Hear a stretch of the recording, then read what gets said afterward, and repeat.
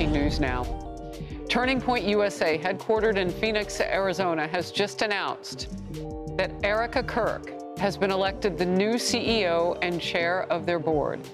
That organization has explained it this way on X. In prior discussions, Charlie expressed to multiple executives that this is what he wanted in the event of his death. When Erica addressed the nation after Charlie Kirk's death, she promised her husband's legacy would live on. Charlie, I promise I will never let your legacy die, baby. I won't. I promise I'll make Turning Point USA the biggest thing that this nation has ever seen.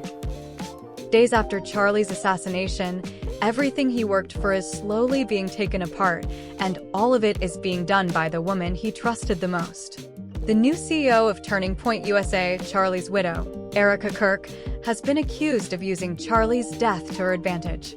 And now even Charlie's parents have something to say.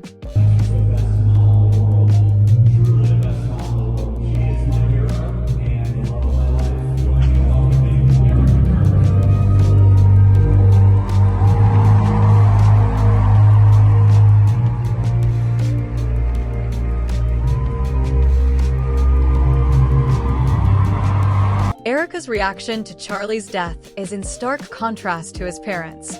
She's laughing, going on podcasts, giving interviews, and talking about unreleased content.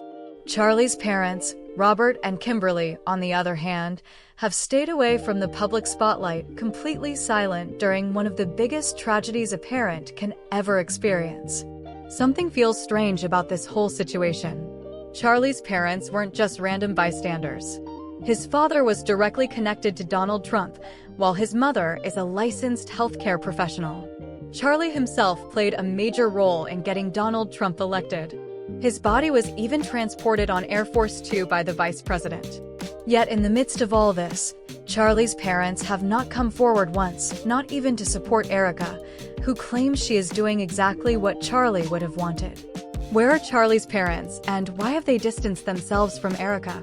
Let's find out. Down the valley, hopefully we can show them to you, but tell me about some of the stuff you're doing. Well, right now I'm really making a conscious effort to focus on our military. To me, they're one of the main reasons why I have the freedom of being Miss Arizona USA, and it's an honor to represent my state at its 100th birthday, but I'm making sure that I'm doing things in the community, getting out and helping people. I'm really active actually with my nonprofit called Everyday Heroes Like You. We're entering our 5th year, so I started it when I was 17, so I've been able to travel to the Pentagon. I've been able to meet General Salazar, who's actually out here in Arizona, and I've also been able to donate a Johnny's Locker to the Sojourner Center, which you're looking at right now. Wow. So there's been a lot of things that have been going on, from working in the military to traveling to just being. Charlie's father, Robert Willard Kirk, was the chief architect behind one of New York's most recognizable buildings, Trump Tower.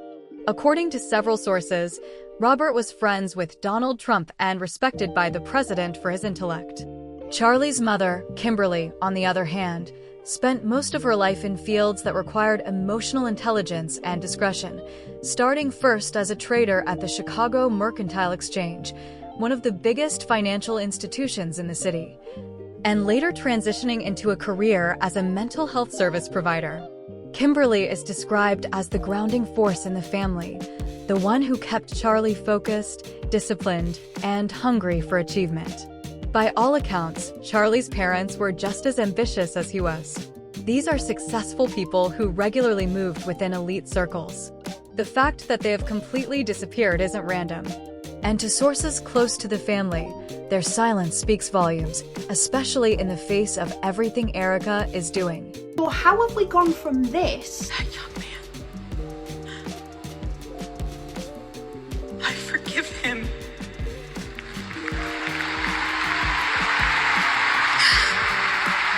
Which was the 21st of September, and now 7 days later, we get this. Nothing is changing, but I want to preface, we're not awkward, we're not like weird, we're not cringe, we're not going to be tweeting as if it's him. That's tone deaf and really disturbing, and anyone who does that's like morbidly off. Hey, we're going to be doing about 5 more episodes a week now, so just tell the team and make sure that happens. 3 hours of this, 2 more hours of podcasting. There is just something that just doesn't feel right. It feels wrong. It feels off. And I am trying so hard not to over-speculate, but it's hard when stuff like this is being put out to us. It's just not normal. It doesn't feel natural. I feel like we're watching a performance. It's almost like we're watching a movie unfold right in front of our eyes. And it's things like this that make me think that Charlie Kirk's assassination is so much bigger than we could ever imagine. Let's look at where this started. On September 10th, 2025, Charlie Kirk was shot during a debate session while on tour at the campus of Utah Valley University. He was quickly carried to an SUV and rushed to Timpanogos Regional Hospital in Orem, where he was later pronounced dead. Days later, on September 18th, Erica Kirk took over as the CEO of Turning Point USA, a $100 million organization widely credited as a driving force behind Donald Trump's election victory. Erica, a former beauty queen with military ties, had 2 children with Charlie. And up until his death, Charlie had never indicated that Erica was meant to be his successor, which is why many find it surprising that Erica keeps insisting she is only doing this for Charlie. Holy shit, they are trying to replace Usha Vance with Erica Kirk. Because Erica Kirk and JD Vance is their Christian nationalist wet dream. And you won't convince me otherwise. What is this? What is this body language? When did we start putting our hands up in the hair of our friends when we hug? Yeah, no. You don't. This is weird. Oh, and then there's this one. JD, why are your hands so low? There's no reason for them to be on her hips, but there they are. But if that's not enough, here is her introducing him at Turning Point. I am tremendously blessed and honored tonight to be able to introduce to you a very, very dear friend and his wife. They are incredible. And I see no one will ever replace my husband. No. But I do see some similarities of my husband in JD and Vice President JD Vance. I do. And if you're not convinced yet that they're trying to replace her with Erica Kirk, this is him when asked by a student about him and his wife's difference in their religious beliefs, and he ends it with this. Do I hope eventually that she is somehow moved by the same thing that I was moved in by church? Yeah, I honestly do wish that, because I believe in the Christian gospel, and I hope eventually my wife comes to see it the same way. He wants her to fall in line. He wants her to be a Christian nationalist just like him. And if he can't convince her, he'll find a new one. Love you, Erica. Charlie, Charlie, Charlie, Charlie. Love you, Erica. Charlie, Charlie, Charlie. Less than 2 weeks after Charlie's death, Erica had already begun steering Turning Point USA in a completely different direction and had practically abandoned any pursuit of an investigation into the assassination. Keep in mind that only hours after Charlie's death, the hashtag Utah cover-up began trending. It was clear to everyone that this wasn't just a random act of violence. Erica, however, didn't seem concerned at all. There was barely any mention of Charlie. The only thing being discussed was how the company planned to move forward. This TikTok about the situation went absolutely viral. I'm uncomfortable with the fact that despite all the friends that Charlie Kirk made, all the schmoozing that he did, presidents, right, department heads, I am the only person that is publicly demanding further investigation into his assassination. Why? It's totally rubbing me the wrong way. Something's not right here. Even Turning Point USA, they're just like, we've accepted, like, obviously there are holes in this narrative, and they're just like, we're gonna just keep up his shit. What is going on? Actually, I'm just waiting for everybody to like join me. Where are Charlie's homies at? Why are you guys all silent? Something's not right. I know it's not right, okay? We don't know now, but we know. You know? We don't know, but we know. And soon, we're gonna know now. Fellow conservative commentator Candace Owens speaking out on her YouTube platform addressing her late friend. But I don't want today to be about anything other than you guys knowing that Charlie really was an amazing person. You know, he was like, we were really close. And he was my best friend and my brother. And I will never unsee the footage of what I saw. Candace Owens, who previously worked with Charlie Kirk at Turning Point USA, had her YouTube live stream freeze tonight because more than 115,000 viewers tuned in. The real twist comes when you realize that Charlie's parents have not appeared in public even once to support this transition or stand beside Erica. Nothing brings a family closer than the loss of a loved one, but for Erica, the opposite has happened. Charlie's parents have noticeably distanced themselves from Erica. At Charlie's funeral, they were barely able to hold themselves together, while Erica was focused on landing as many podcast interviews as possible. What shocked everyone the most, however, was when Erica said this. You hope that. You hope that Charlie Kirk's death won't be used by a group we now call bad actors to create a society that was the opposite of the one he worked to build. You hope that. You hope that a year from now, the turmoil we're seeing in the aftermath of his murder won't be leveraged to bring hate speech laws to this country. And trust me, if it is, if that does happen, there is never a more justified moment for civil disobedience than that, ever, and there never will be. Because if they can tell you what to say, they're telling you what to think, there is nothing they can't do to you because they don't consider you human. They don't believe you have a soul. A human being with a soul, a free man, has a right to say what he believes. Not to hurt other people, but to express his view. Hugging another man and saying that you see your husband in him less than a month after your husband dies is simply bizarre, no matter how you look at it. Charlie was never going to give up control of Turning Point USA, but now someone entirely new is at the helm. And at the same time, the investigation into Charlie's death has all but stopped. Why doesn't anybody know anything about Charlie Kirk's parents? I just saw a video about this, and it had literally never occurred to me that no one is talking about. We have not heard from or seen footage of anybody other than Erica and the freaking vice president and Usha anywhere involved in the situation. And every news outlet has the same like little snippets, and it's that his mother was a mental health care provider and his father was an architect and his father was involved in the building of and the design of Trump Tower in New York. I literally like can't even find their names anywhere. They are not really listed. They're like, he has a younger sibling too, and they are just completely out of the picture, which is insane. In a high profile moment like this, it is insane that the only person that we are hearing from or seeing involved in anything is his wife. And that gives you such a huge window into what that family dynamic is like. Like, obviously, I always sort of assumed he had no relationship with his mom because the hatred of women, you know, like it has to come from somewhere, and generally it would come from that space. And maybe that's the case, that none of them talk to him, but it's really strange that someone with 8 million followers that had his body transported on Air Force 2 just like doesn't have a family. Everything that Charlie worked so hard to build is slowly being chipped away. His mission is coming apart at the seams, and Charlie's death is being used to push a political agenda. Everything that Charlie and Fusa stood for is being swept aside.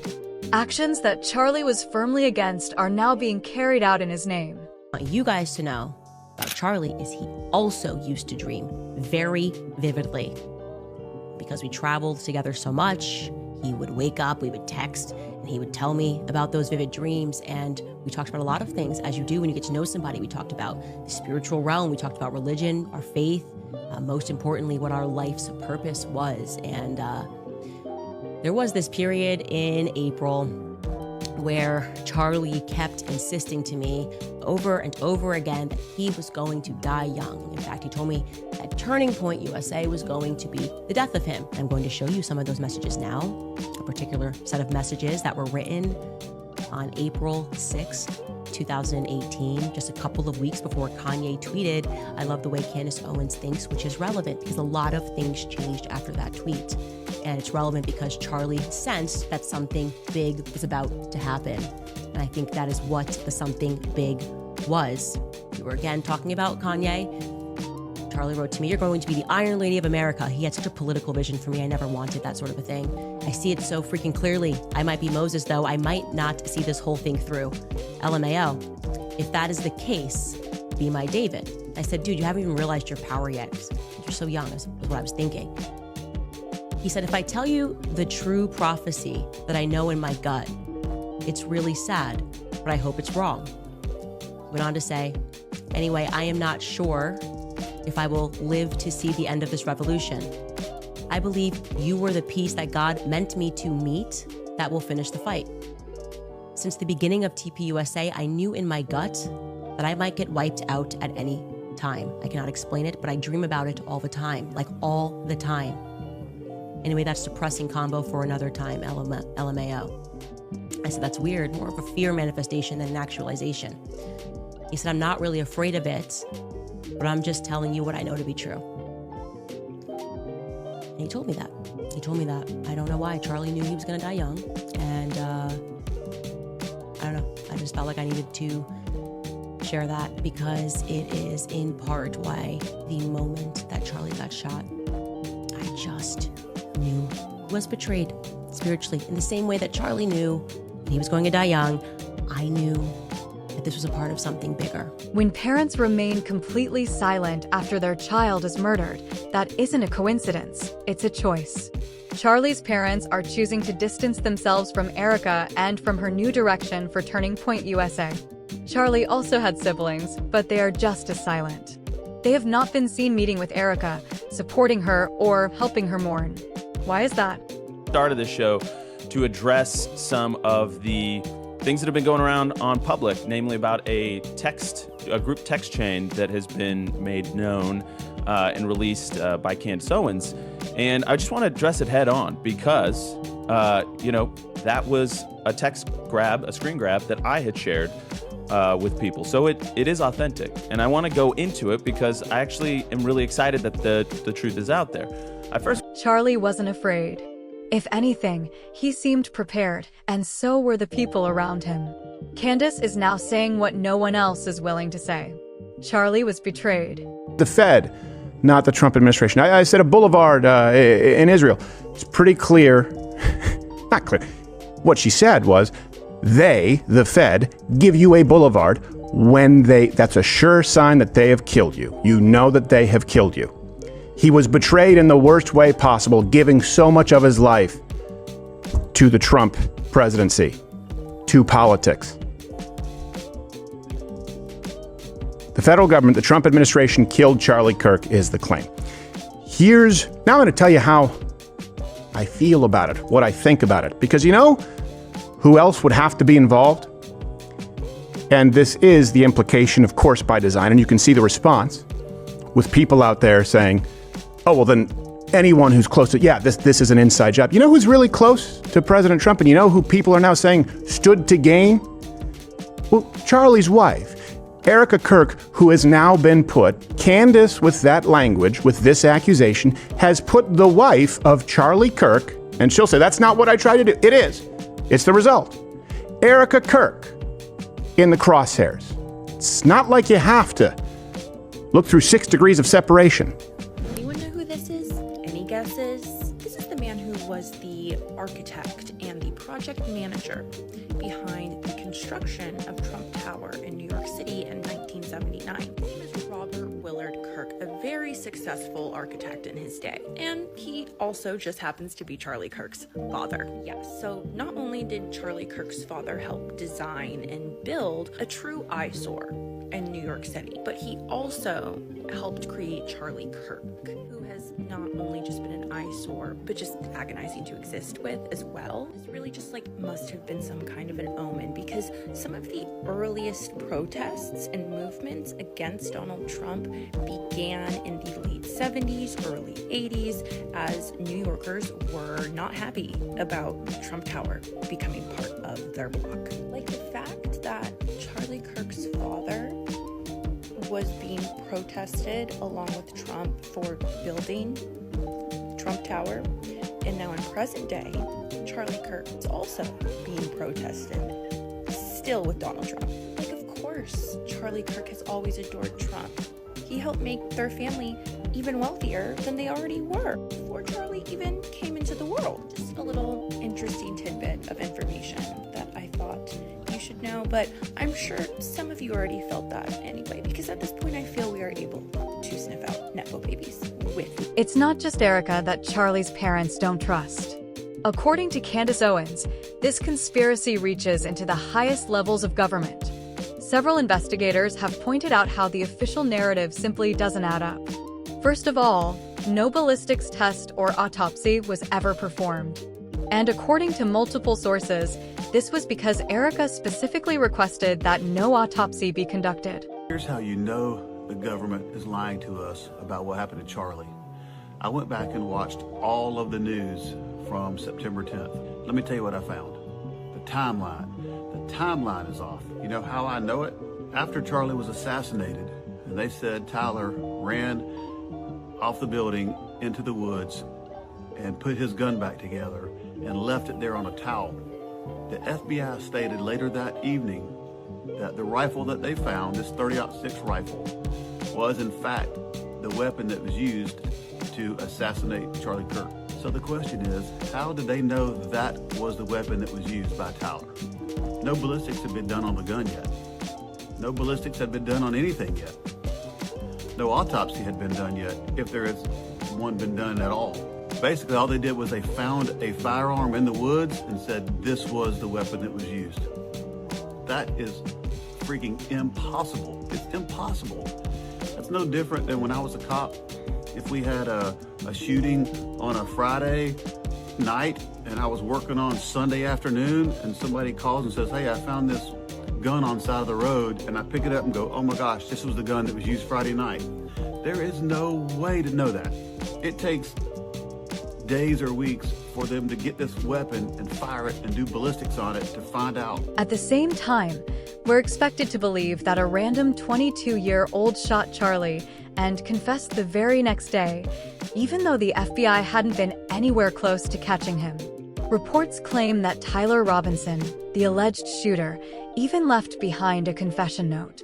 But if Tyler intended to stay hidden, why would he write a confession note at all? And another strange detail, ever since Kash Patel took over, school shooters have reportedly begun carving messages onto bullets. Why no? Could you state your name? Tyler James Robinson. This was Tyler Robinson's first court appearance since being arrested on suspicion of murdering political activist Charlie Kirk, fatally shot while speaking at a university campus in Utah a week ago. Counting or not counting gang violence? Great. The 22-year-old appeared virtually from a special unit at Utah County Jail, wearing a vest designed to stop him from self-harming. Only caused the death. Charlie Kirk was a hugely influential ally of Donald Trump with a massive following online. Prosecutors allege Robinson confessed to killing him in a hidden note to a roommate left under a keyboard.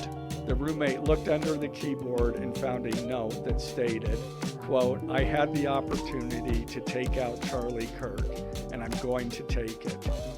Police found a photograph of this note. After reading the note, the roommate responded, what? You're joking, right? I gotta grab my rifle still. To be honest, I had hoped to keep this secret till I died of old age.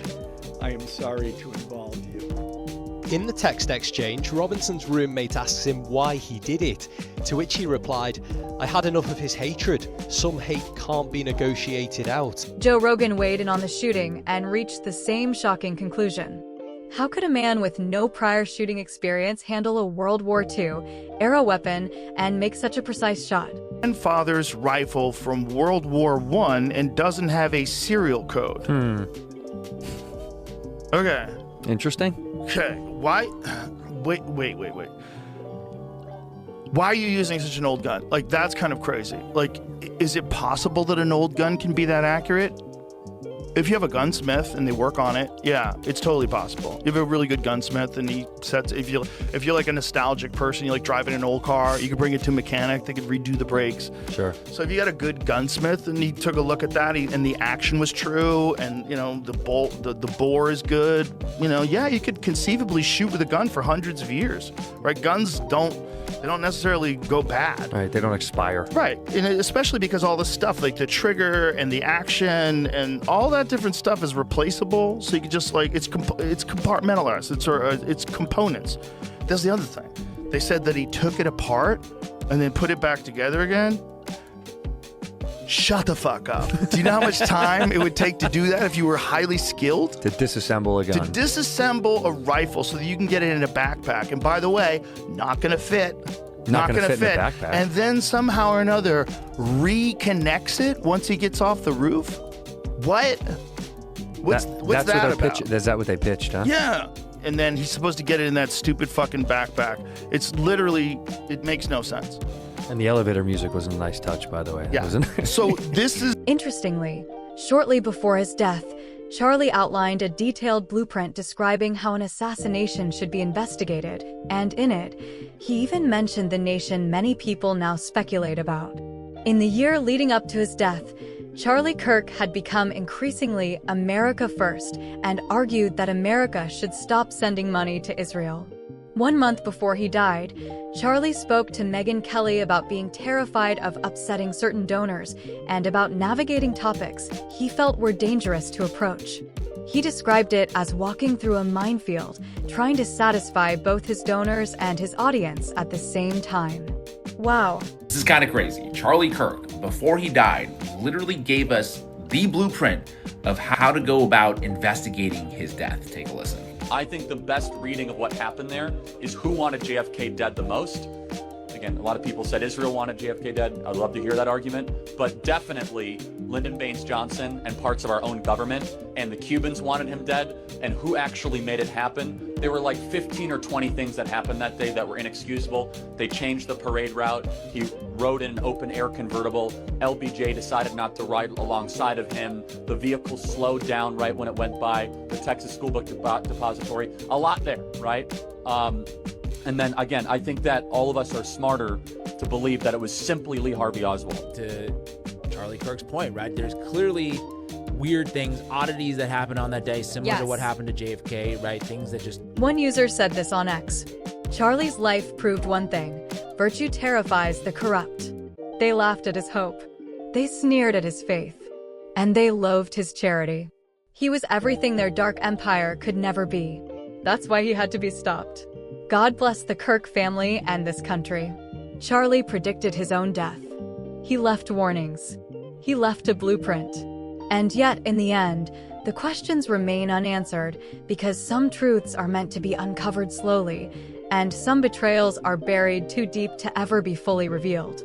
If you want to dig deeper into the mysteries behind Turning Point USA and the events leading up to Charlie's assassination, hit that subscribe button, turn on notifications, and join us as we unravel this story piece by piece.